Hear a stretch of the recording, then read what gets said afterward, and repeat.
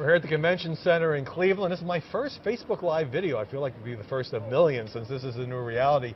It's nice and climate controlled in here, and I say that because I'm with Harris Faulkner, the anchor of Fox News Sunday and the host of Outnumbered, who just had to come running in from this beautiful day outside in Cleveland to continue Outnumbered in here because... Well, we had severe weather move in. And how did you know it was a severe weather movement? Well, because, I used to do weather, very, very young weather person. I was not a meteorologist. I was just kind of a fill-in early in my career, and I learned how to read the clouds. With the map and the so we had some modest clouds up there, and you look over, and that means there's weather someplace nearby, some disturbance, and then the winds kicked up, and the temperature dropped by about 8 degrees.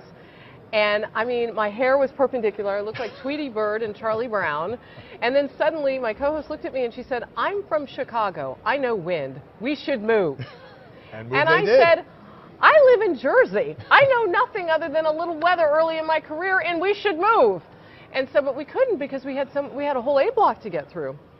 So we muscled through it, and it looked like somebody had like a big fan, one of those NFL fans on my head. Wind was blowing. So now everybody knows this is real, people. This is not a weave because it withstands all types of weather. And then we ran it. Did you see us running? I did. And people, it's dangerous at a convention. People don't realize the hazards involved in covering these political conventions. But we're fine. Okay. Then on a more serious topic, you and I were chatting yesterday because I was in this very same convention space to do Media Buzz. And 2 minutes into the program, we got just scattered word that there have been a number of police officers shot in Baton Rouge. And so we, of course, turned the entire hour into breaking news. And as the horrible details came through yet again, we found out that 3 police officers have been killed and 3 wounded, and scrambled to find out the facts if we can. And you and I were talking, and you were saying to me, I was really struck by this, that the country has a different kind of reaction, even though we've been through this now essentially twice in 2 weeks, if you include Dallas, when police officers are the ones being shot.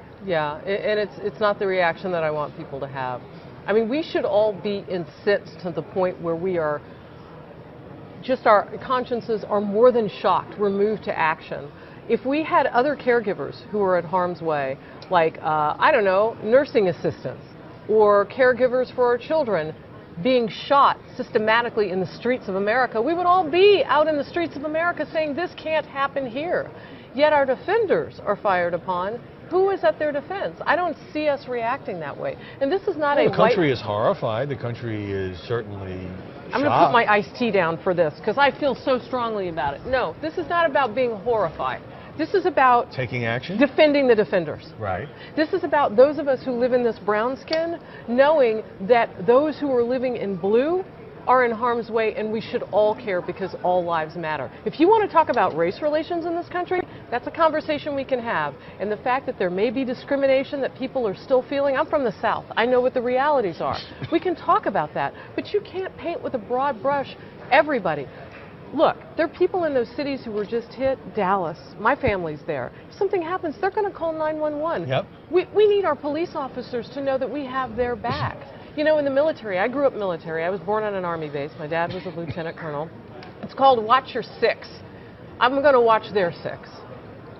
Do you think, Harris, that one of the reasons the reaction is not what you might expect if it was nurses or hospital workers or teachers? No. Is that, do you think part of the reason is that when anybody puts on the officer of the uniform, of a police officer, they know they are going into a risky profession, but what they are expecting is they might come under fire in responding to a crime, not get mowed down by some cowardly, sick, deranged, and possibly racist person. All right, so what you're asking me is, are we not reacting in the same way we would if, say, like your babysitters were being, executed out in the streets because this is the nature of their jobs? All right. If we're gonna go down that road, then let them just do that one job. But you know what we're asking our officers to do? We're asking them to be nursing assistants. Yes. We're asking them to give psychological to be social help. workers. We're asking them to do all of these different things. Somebody needs to have their back. And you know what? We can't make it a black, white, blue issue. It's got to be an American issue. It's a red, white, and blue issue. And one of the things that troubles me, and this troubles me after every terrorist attack, after every police shooting, after every incident where police officers are killed or wounded while they are trying to protect our communities, as in Dallas. That's why they're out on the streets. What troubles me is you immediately the partisans on both sides go to the blame game. Well, this is President Obama's fault. It's Donald Trump's fault. Right. It's the fault of Black Lives Matter. And talk about painting with a broad brush. And sometimes we in the media turn over our space and our airtime to those angry and divisive voices. How is that helping the situation? I want to bring the level of my ire down and really talk about the brass tacks of race relations in this country and the layering. You have old black leadership that's also trying to solve this in ways that used to work. You know, well, if we get out and we rally and we tell lawmakers to take pledges like the NAACP today is calling on Donald Trump and Hillary Clinton, our respective Republican and Democrat nominees for the presidential process, to take a pledge with the NAACP. So if you find discrimination at a police department, stop funding it. The federal government should just take all the funding away. Did you read that? And the NAACP put this out a little while ago on Twitter, because I guess that's how you announce that you should stop funding some of your police departments. My point is, you have old black leadership coming up with ideas that I guess are back from the old school. The people who are committing these crimes now are online. They're motivated by some of the same vicious hearts that motivate ISIS. Okay? These are haters online. They're getting people ramped up. The point that I'm making is you have to hit this where it lives. Let's take some accountability of our young men of color, okay? If some of them are not able to get work, let's work with them as a community, as a black and brown community, to make sure that the resources are there for them. You know, not everybody who's poor is going out and committing murder. That's exactly right. Okay, not everybody who's poor is going out and joining ISIS, right? Because this is a problem that the Muslim community has told me about as well in my recent reporting up in Minneapolis. So my feeling is, let's take some responsibility in this too. Those officers who were gunned down in Baton Rouge were in what's known as the worst part of town. And that was a gas station that they frequent while they kind of hang out and get those calls that are almost like robocalls. Yeah. There's so many problems in that part of Louisiana. So then they fan out from there and they go do their jobs. They were sitting ducks, Howard. They were sitting ducks. It just breaks my heart. But and this is not about race. But there are those who think that at times it is about race. So given the color of your skin, when there is an incident, which happens to be increasingly captured on video these days, where it looks like a police officer, this is not all police officers, this is a tiny minuscule minority, uses excessive force against an Alton Sterling, or at least reacts in a situation where you would say, well, you know, if that had been a white guy selling CDs or being pulled over for a busted taillight, he'd probably still be alive today.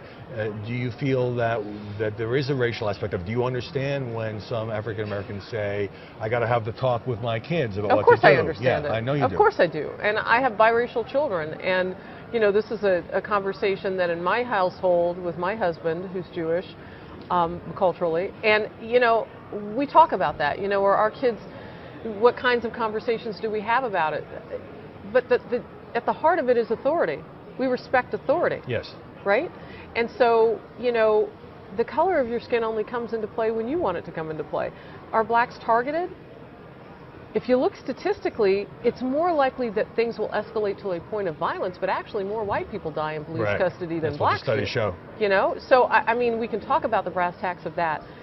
But there is an underlying feeling among many black men in this country that they will be targeted.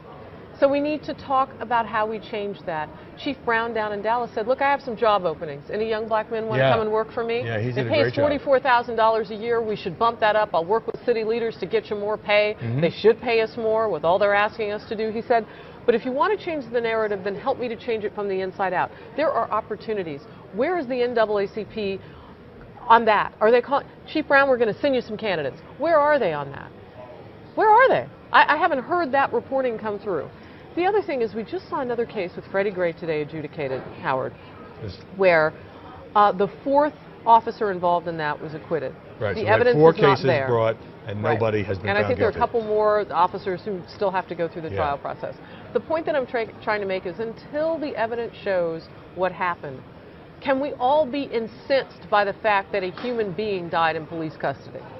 We all lose sight of that within a day or two because of the finger pointing, and sometimes, you and I are in the news business, sometimes I think that cable news provides a big megaphone for people who want to shout at each other. Yes, I know this for a fact. I watch too much TV. It's part of my job.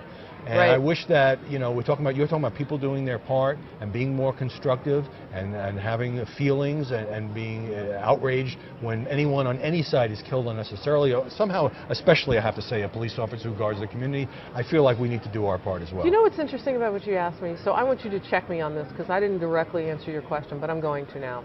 So I have young cousins who are young men, a couple of them. It's mostly women in my family. I'm sure you're not shocked by that. A lot of strong women. But so what talk would I have with my young black child who's male? I would say respect authority and understand that there are others who look like you who may not be acting like they respect authority, and those officers may get their ire up thinking that you're like them. You see, this works in both directions.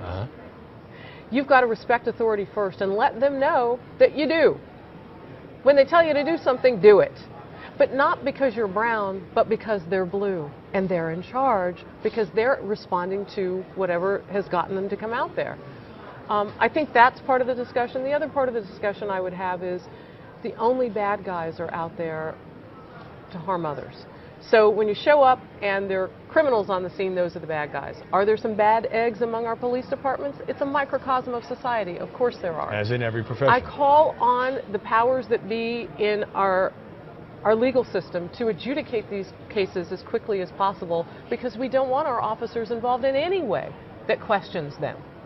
So if there's some bad eggs among them, you need to find them. But having the NAACP put a further target on their heads by saying, well, we're just not going to fund them unless they work out their human resources problems. And raising the question of who exactly gets to decide which departments are functional. We need to wrap this up. I have a question for you before we do. wrap up. You've covered so many things for so many years. Is this country worse off now, do you think, race relations-wise, or is it just magnified because of what's happening? Right now, it seems like everything's out of control. It seems like the wounds are so raw. It seems like, despite the fact that we have had an African-American president for 7.5 years, that race relations are worse. But, I mean, I can remember a time when there were no blacks on TV in entertainment shows, when Bill Cosby was That the wasn't first. even a long time ago. Yeah, it wasn't even that long ago. I mean, I can remember a time when segregation was more blatant than it is now, when you didn't have black celebrities, and you couldn't have the possibility, and you had almost no blacks in Congress. So no, race relations are better now if you look at the last half century. If you look at the last few years, it's debatable, but I do think this has been a constructive conversation, because we're talking about how can we make things better, as opposed to how can we divide and inflame so that more people will watch your broadcast, click on your website, and all of that. Harris Faulkner. All right. Thank you for having me on. Great to see you, and thank you for watching.